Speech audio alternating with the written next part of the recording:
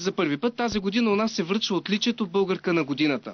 Наградата е преди всичко морална и се присъжда на личности, които съхраняват българския дух извън пределите на днешна България. Автор на идеята е историкът доцент Пламен Павлов, водещ на предаването на телевизия СКАТ "Час по България". Самата идея има за цел да поощри и да покаже на обществото тези добродетели, които пази българката от чужбина. Носител на езика, на народните мъдрости, на народните песни, на гатанките, на всички тези неща, които правят панорамата на българското, са именно жените. Това, разбира се, са майките, бабите, сестрите, и това се доказва от запазването на нашите общности по целия свят. Наградата се връчва от Държавната агенция за българите в чужбина и носи името на Света Злата Мъгленска. Света Златинка Мъгленска е едно обикновено българско момиче, разбира се, много красиво, така е описана тя от всички.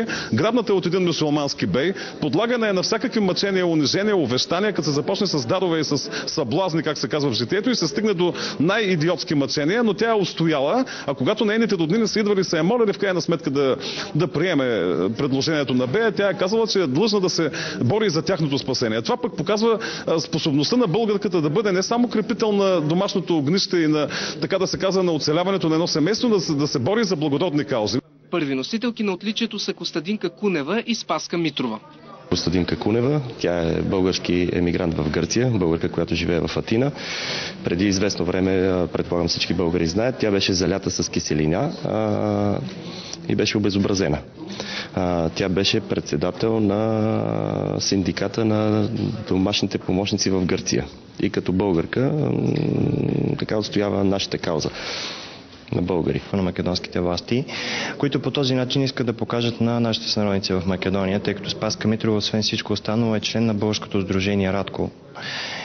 По този начин искат да покажат, че, видите ли, това ще се случи на всеки един гражданин на Република Македония, който свободно заявява своето българско самосъзнание. Телевизия СКАТ първа подде инициативата в подкрепа на Спаска Митрова и продължава да се бори българката да види своето дете. Статуетката, символичен портрет на Света Злата Мъгленска, ще се връчва всяка година на 21 януари, един от традиционните женски празници в българския народен календар. Българките кандидатки за отличието ще бъдат номинирани до 18 октомври, празник на Света Злата Мъгленска.